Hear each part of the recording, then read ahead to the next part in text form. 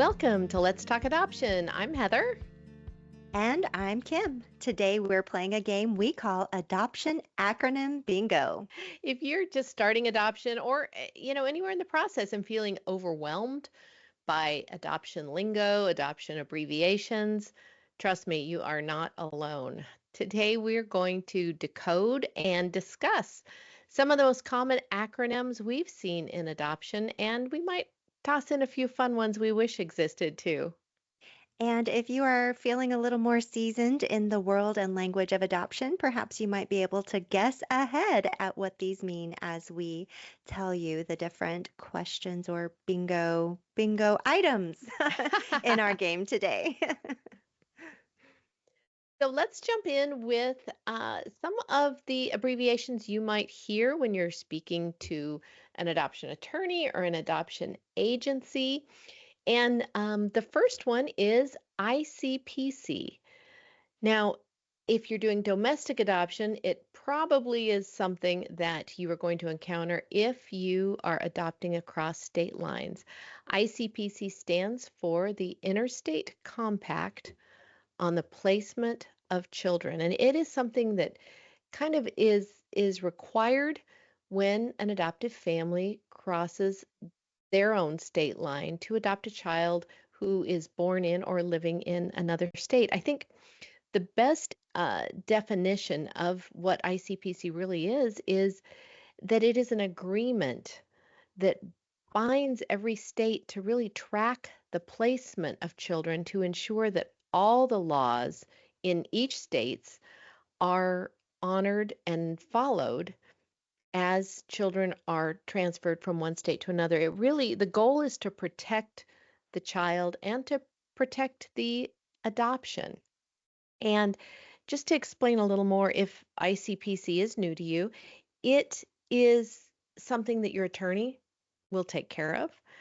The only real effect you will feel from ICPC is waiting for clearance to travel. The legal aspect of the adoption has to be approved by both the sending state, which is the state your child is born in or is living in, and the receiving state, which is the state you call home. Once both those states approve it, which usually takes a few days, then you get to travel back home. Mhm. And it's typically 7 to 10 business days, unless it's maybe around the holidays, maybe a little longer. Right, right. So let's move on, Kim. Next on our list is TPR. And that just at its base stands for termination of parental rights. And often with private domestic adoption, it, they may call it TPR, but what it's talking about is the consents, because most domestic adoptions are um, not so much where the birth parents' rights are being terminated by the courts or the state. That's what we find more in foster adoption. That's where you may hear the phrase TPR quite a bit more. And that is when the courts have determined that it is in the child's best interest to be adopted. In private adoption, you may hear it as TPR, but it really is consents. And that's when the birth mother is signing the consents to allow her child to be adopted. I guess that is also can be true of the birth father or any placing parents through this. And again, what we are most familiar with is voluntary, but in the case of foster adoption, it is court ordered. And this happens once the baby is born or when the birth mom has decided to place a child that's already born. So TPR or consents can't be taken until the child is at least born, and every state has different timelines on when this can take place and um, also what paperwork specifically the birth parent or placing parent needs to complete, and the adoption attorney takes care of all these details. Definitely. So, Kim, why don't you talk a little bit about our next one, which is HS? Yes, HS is such a handy acronym because how many times are we talking about the adoption home study and we really wish we could just shorten it to HS? Right. Well, interoffice, we do shorten it to HS all the time. But yes, HS is home study, the legal evaluation of a family's readiness to adopt. And this is measured by the different requirements in your state. So it's done by your social worker that you hire and takes about, in private domestic adoption, takes about 6 to 8 weeks. Includes things like your background check, physical, home tour inspection, interviews, and paperwork and documents. So, the legal evaluation of your ability to adopt and parent the child that you wish to adopt, the home Mhm. study. And for if you're adopting through foster care, the home study is still a requirement. It can take a little bit longer for foster care, just because typically it isn't done by a private social worker. It often is done through the state. And for international adoption, it's going to be dependent on the country you're adopting from and definitely can take longer as well. Hmm. So just be aware. In fact, if you are a family starting a home study, that's a great question to ask is about how long does this process take and what can I do to be sure that, I'm not holding it up. Hmm. So our next acronym is POA, which stands for Power of Power of Attorney. attorney. Yeah. And where I know where we have seen it come up frequently is for military families. If one spouse is deployed, but they are in the adoption process, often the spouse that is stateside will have power of attorney. And certainly it's not just for adoption. I know often they give power of attorney for any number of things that can come up while they are overseas serving. So that is something that we do see fairly commonly. In adoption, we can see that um, it's a little more rare, but after birth, if an agency is acting on behalf of a parent. So Hmm. it can come up any number of places. And generally, military spouses do have a power of attorney or POA, but sometimes they might need a special power of attorney for something that's like this, that is just for a short period of time. Right. So let's switch gears a little bit and start talking about acronyms that describe who's who in the adoption process. And I think the first one is EM. And I will say, side note, these are always evolving as the conversations evolve. These acronyms as to how we refer to the birth mother or EM, expectant mother, that has actually changed in recent years with the internet and conversations and chats and Facebook groups and things. There was an evolution away from using the term birth mother more to using the term EM, expectant mother, for a variety of reasons. But just know when you see EM, it means the expectant mother, the woman Mhm. who is pregnant and considering adoption.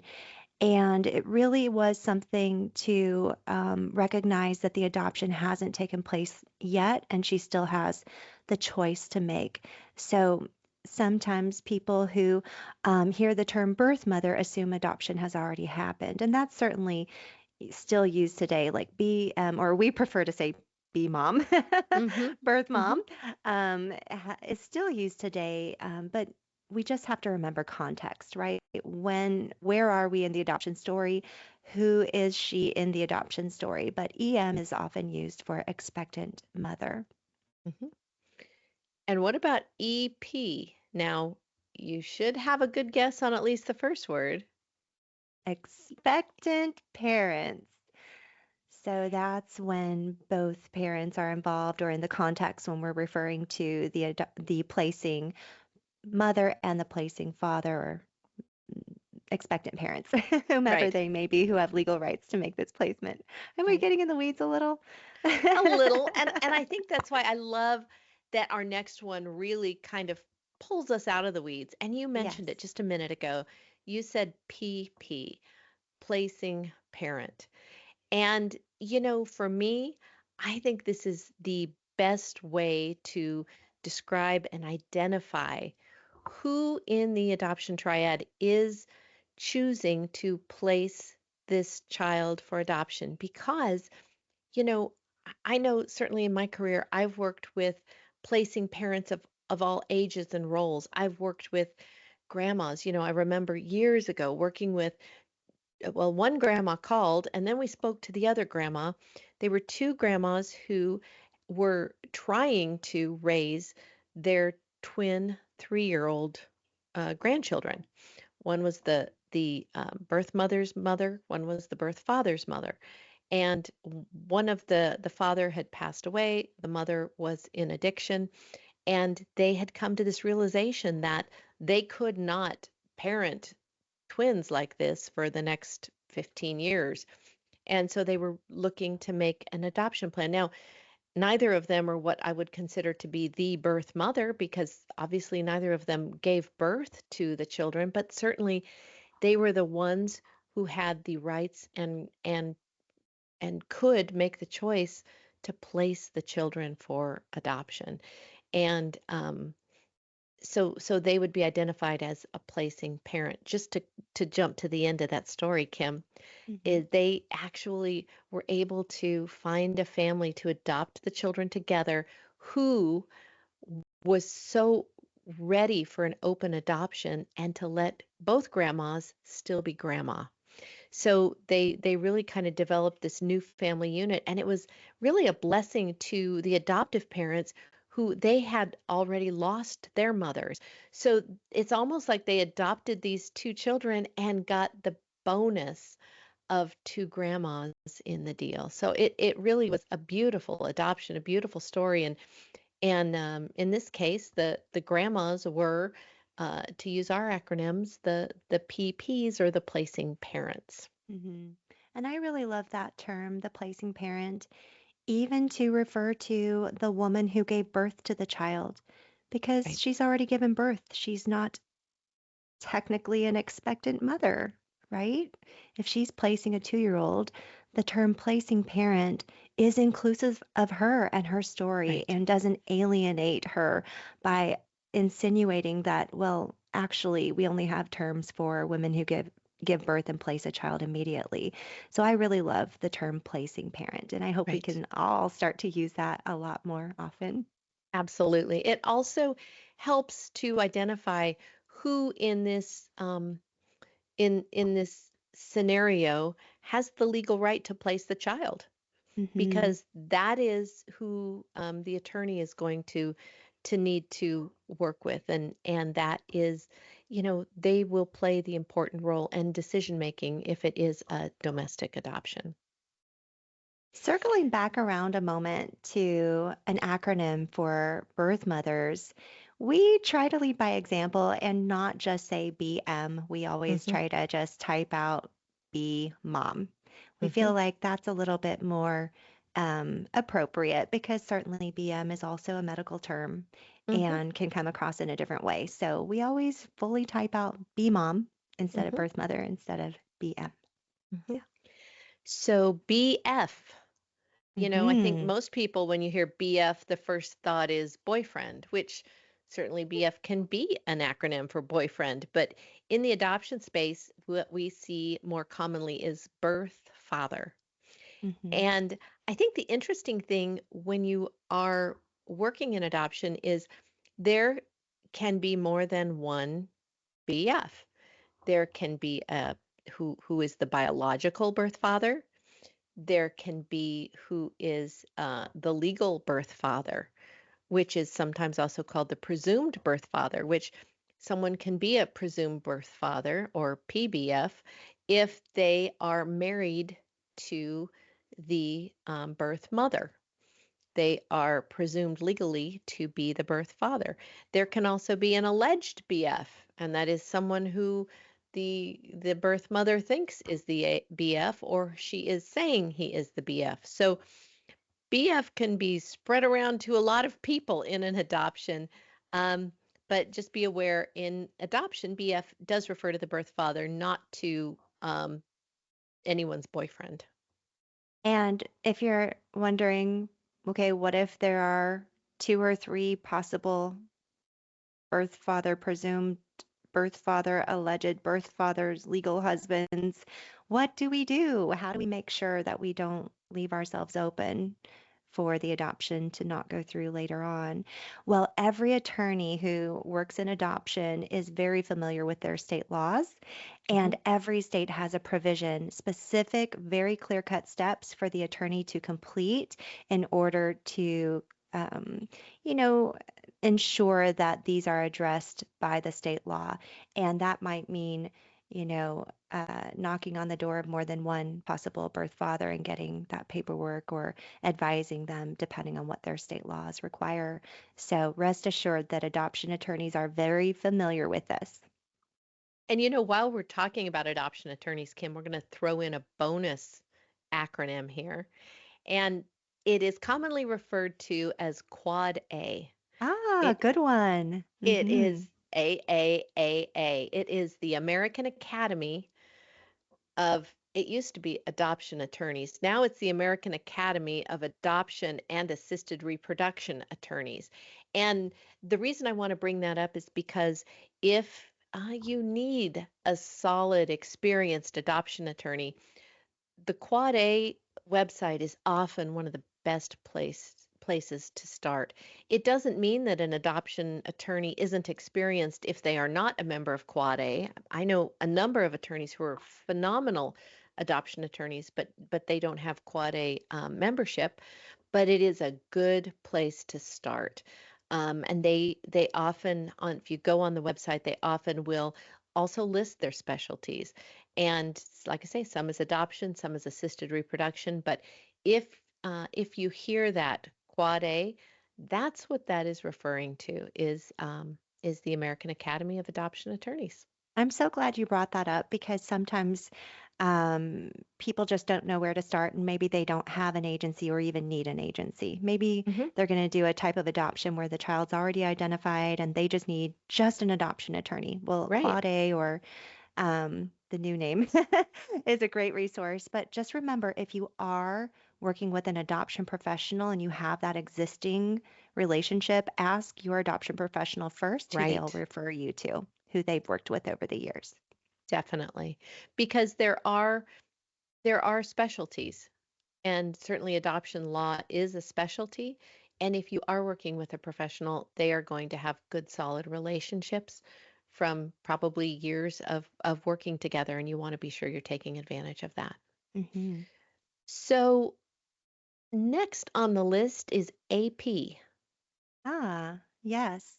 Well, adoptive parents, right? I Hmm. think this is a term that started to, or an acronym that started to pop up, at least for me, I started to notice it more in the era of social media.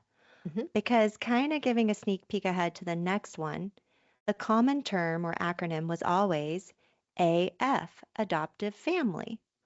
But sometimes people don't feel that that is inclusive of their scenario, such as a single adoptive mom may not feel that adoptive family refers to her, even though the adoption professional is referring to her as the adoptive family.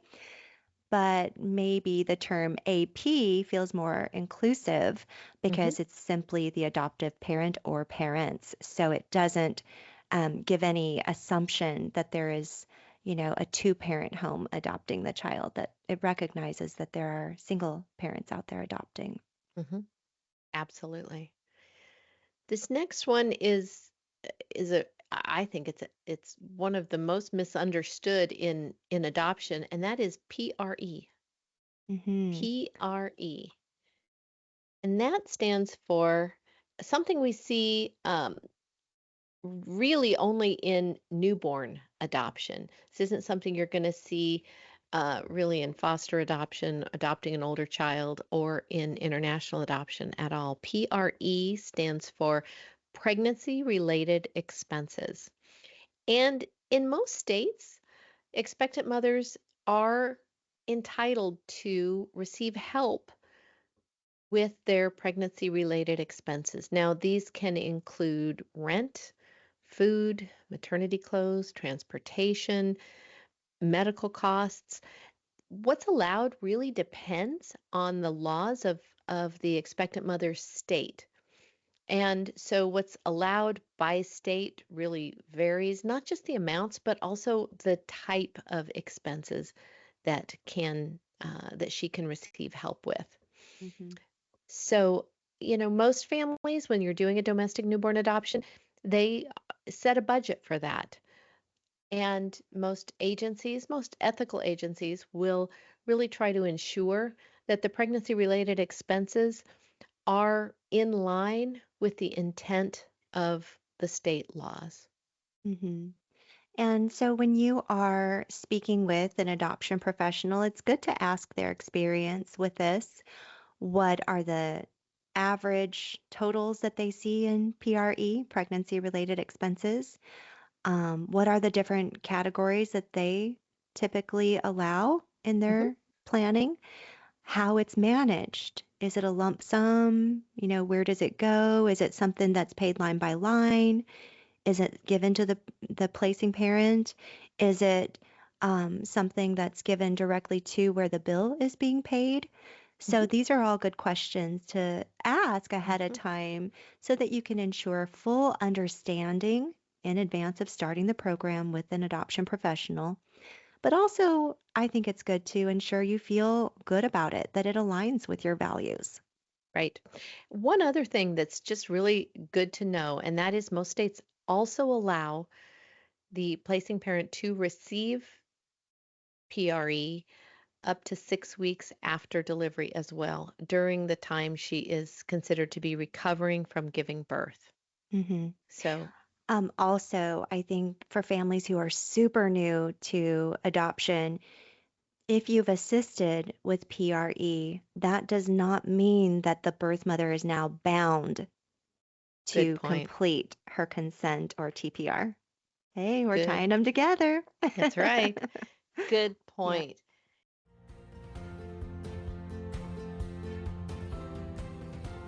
Can I share something with you that's been really meaningful in my own walk alongside adoption? It's called the Adoption Prayer Bracelet, and it's become one of my favorite ways to stay connected with adoption through prayer. Whether you're in the middle of your own adoption journey, standing with someone who is, or you simply feel called to pray over adoption, this bracelet serves as a quiet reminder to pause and lift it all up to God. It's simple, beautiful, and full of purpose.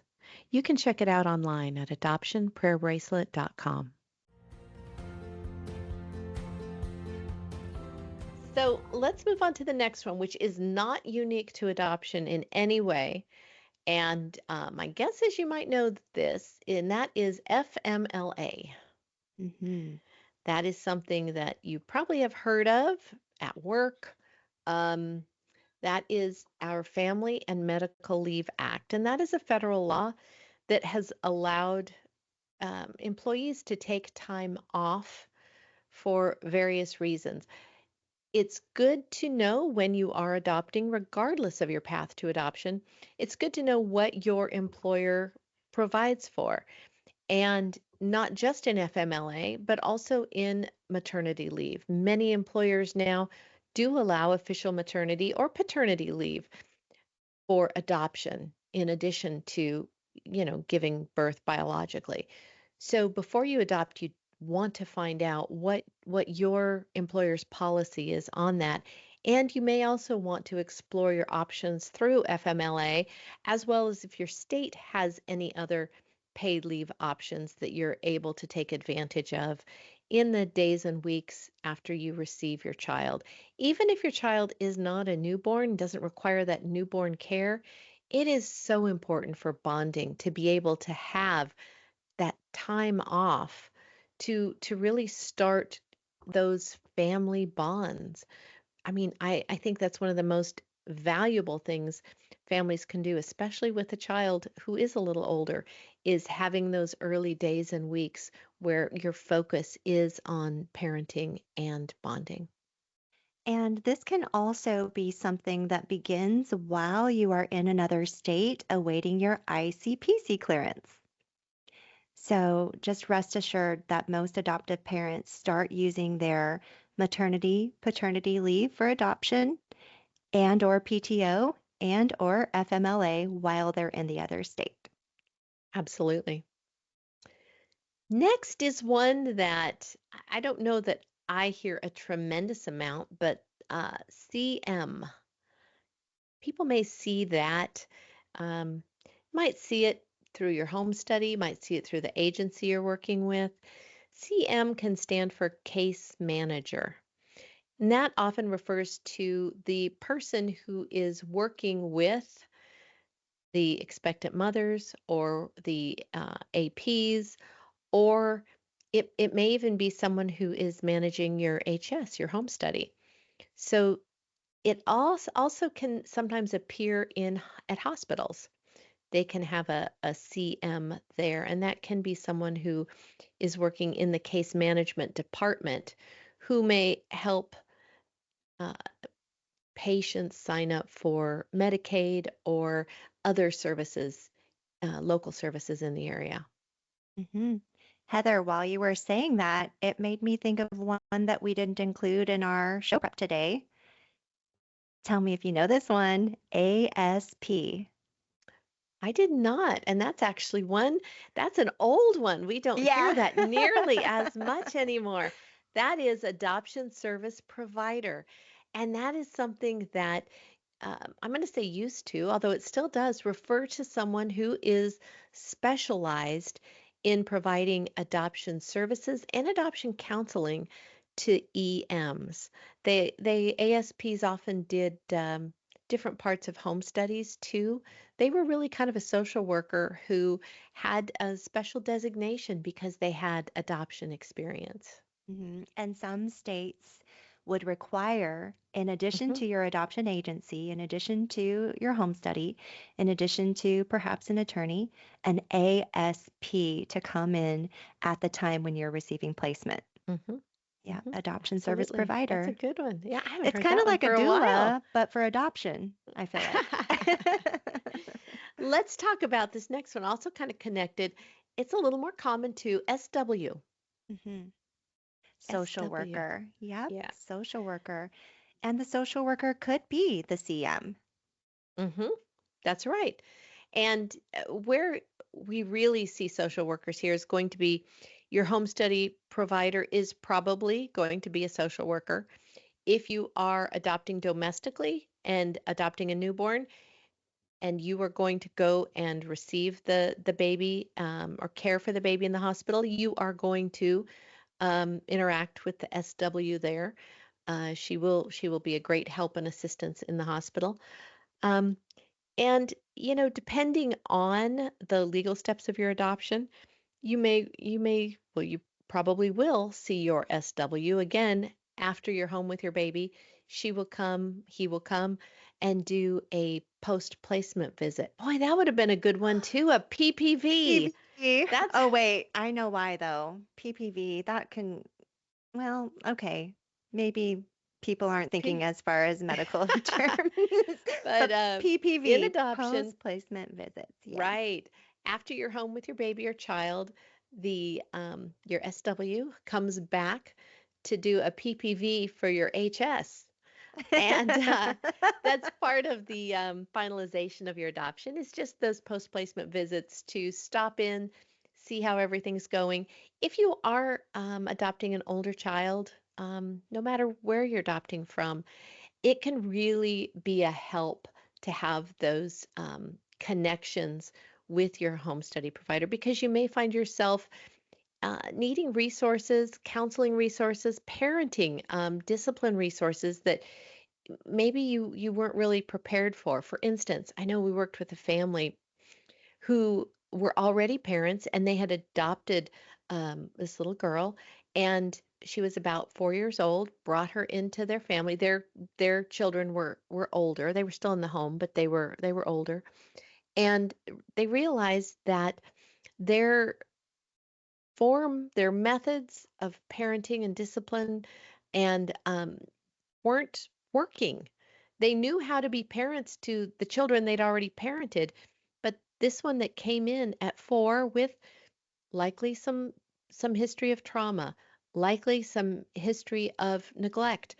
What they were doing, it was almost having the opposite effect of what they wanted to do. And that connection with that social worker at their post placement visits, and even beyond after the adoption had finalized, they still had that connection so they could reach out and say, you know what, here are some of the things that we need help with. And she was able to direct them to adoption competent therapists to get them that hands-on help they needed and get them the tools they needed to parent this child differently in the way the child needed to be parented. Hmm. And certainly, every child, no matter whether adopted or biological, is going to be parented uniquely. So it's sometimes hard to know, are these differences in your parenting experience based on personality or also a little bit of, implied trauma as well? Definitely. Yeah. Definitely. So, I've got a little bonus section here, Kim, and Hmm. and it's really for parents who are looking to that domestic newborn adoption. And a lot of times when parents are going that route, they may not have been pregnant themselves. They may be looking at adoption after, trying fertility methods. And so some of the terms and phrases used in delivering a baby, they may not be real familiar with.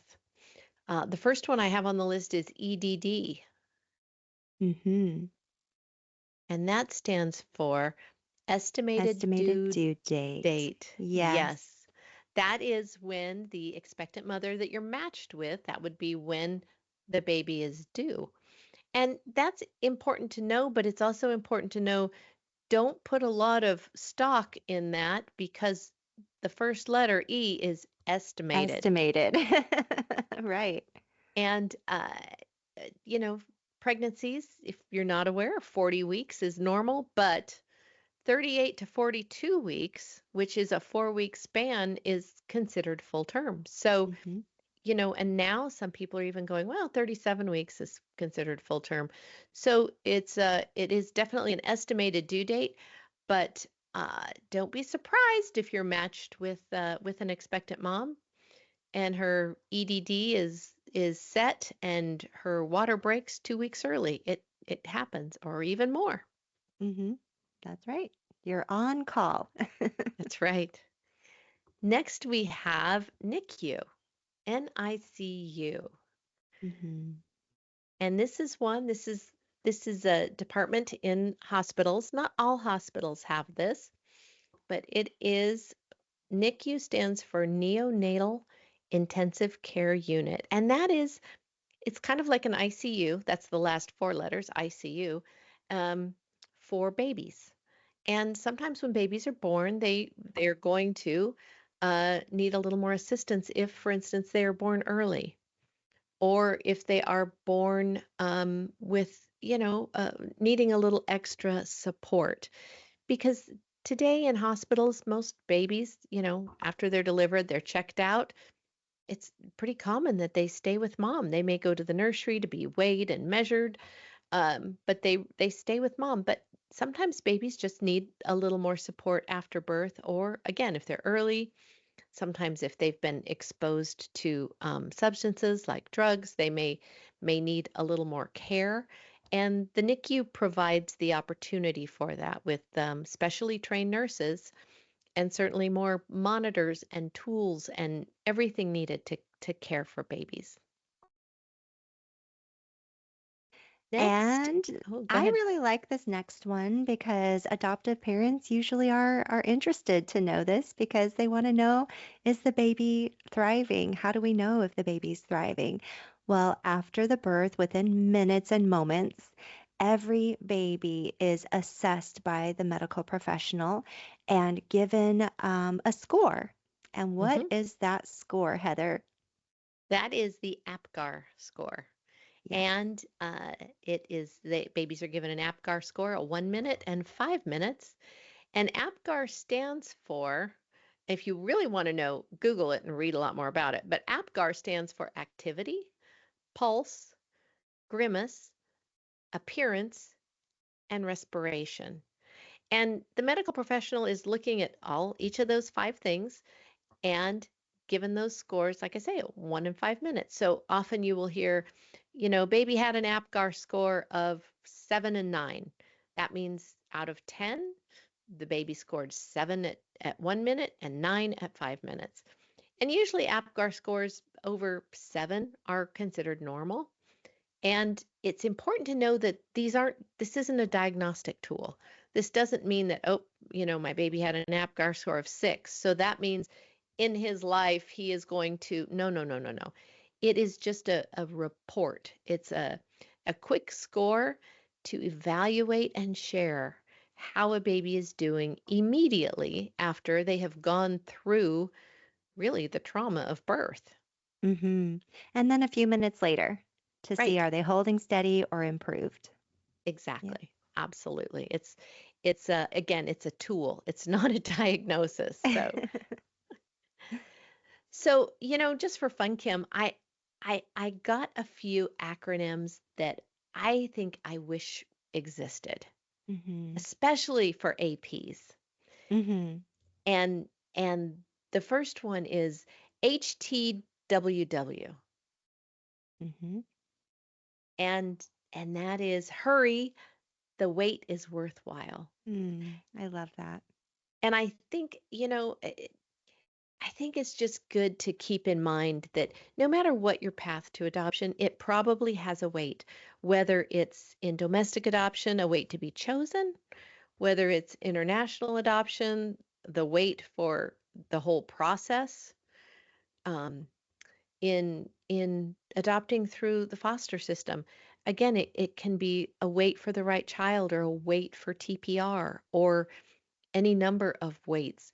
But I think it's always good to not focus on the weight, but focus on the journey. The wait will be worthwhile.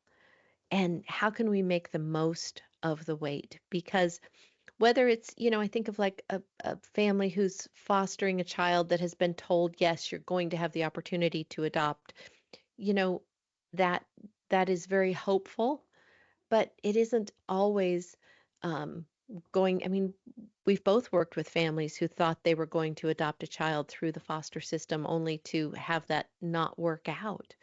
So, whatever your weight to adopt, it's good to enjoy every moment you can and not live in a kind of in a continual state of waiting. Enjoy today. Don't spend today waiting, looking to, I can't wait till I get there because today doesn't come again. And when you do get to the end of the wait, it is 100% worthwhile. But make the most of the wait. Enjoy, live your life, take the vacation, make the home improvement, finish your degree. You know, do those things knowing that at the end of your wait will be that joy of parenthood. But you don't want to put everything on hold till you get there. Mm-hmm. Next is calm, CALM. Mm-hmm. And that's something that I know, Kim, as you talk to families, something you love, and that is when they continue asking, learning, and moving. Mm-hmm. Absolutely. Knowledge is power, and adoption is the perfect example of knowledge being power. So continue asking questions, continue always learning as much as you can every day, and continue movement. Don't lose your momentum, even though your checklists may have been complete. And you are waiting in a season of your adoption where you don't have control over when the next step happens. You have to make sure you're keeping things current and keeping your own momentum personally by, like Heather said, addressing some of those projects or taking some of those vacations that maybe you put on hold for now or while perhaps going through infertility or other medical challenge that could have been part of what brought you to adoption in the first place. Mhm. Um, So, yeah, it's calm. I love that. Continue asking, learning, and moving. Again, this is under the category of acronyms we wish existed. So, if you go to someone and say calm, they're probably not going to know. But for the sake of our conversation, I think it's a great one. Continue asking, learning, and moving. And that's something good to just write down and put it on a post it somewhere. And every time you see it, you tell your brain, calm, continue asking, learning, and moving. And train That's your right. brain. Yeah. That's right. Because even going back to HTWW, you know, you don't want to just wait. You want to keep moving, keep learning, keep asking, all of those Hmm. things. Those are important to keep. So, our last one, and again, this is the acronyms we wished existed. Our last one on the list is coffee, COFFEE. And I will say, if this was a real one, we'd probably be hearing it all the time. And that is, can our family finally enjoy everything? And adoption is a process and there are so many steps and there's so much to learn. And certainly it is worthwhile, but I love it when families get to that point of done with the process Hmm. and they feel like, okay, we can finally enjoy everything. And again, I encourage you, enjoy everything along the way, but definitely that feeling of, we're here, we've reached everything. That's a great place to be. And I know one family I recently worked with, they finalized their adoption and it was almost like they said, okay, what next? And it's like, no, that the next is done. And it was a sense of relief. They actually had a hard time settling into for a while because they were so used to the process and so used to keeping an eye on, their background check dates and their home study updates. And you know it's like, no, now you settle into adoptive parents.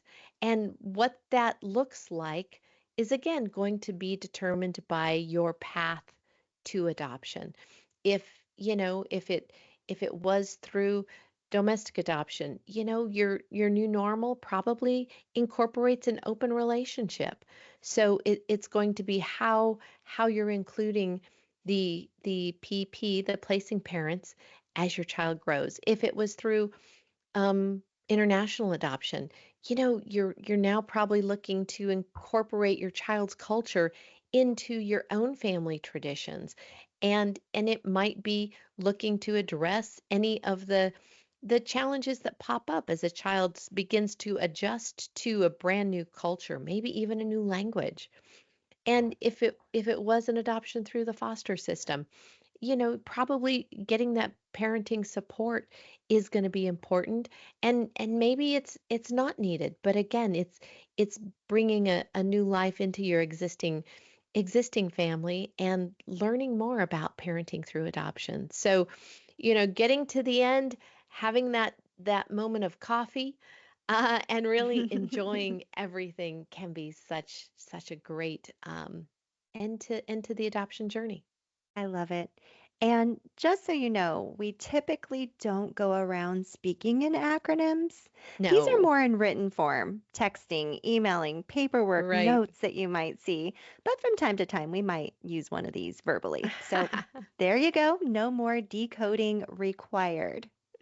And remember, we share this to really share knowledge. This isn't information you need to memorize. You don't need to write it down. You will learn as you go. And just know that's one of the things we love sharing on this podcast is what we know in order to help you. And if there is an acronym that you've been waiting for us to mention that we didn't cover, send it in to us and maybe we'll mention it in a future podcast. It's great. Thanks for listening. Thanks for having fun with us today. And we want to remind you, be sure to subscribe and share. Thanks for joining us on Let's Talk Adoption. If you'd like to learn more about today's episode, please visit letstalkadoption.com. Be sure to subscribe so you never miss a conversation. Until next time, take care and God bless.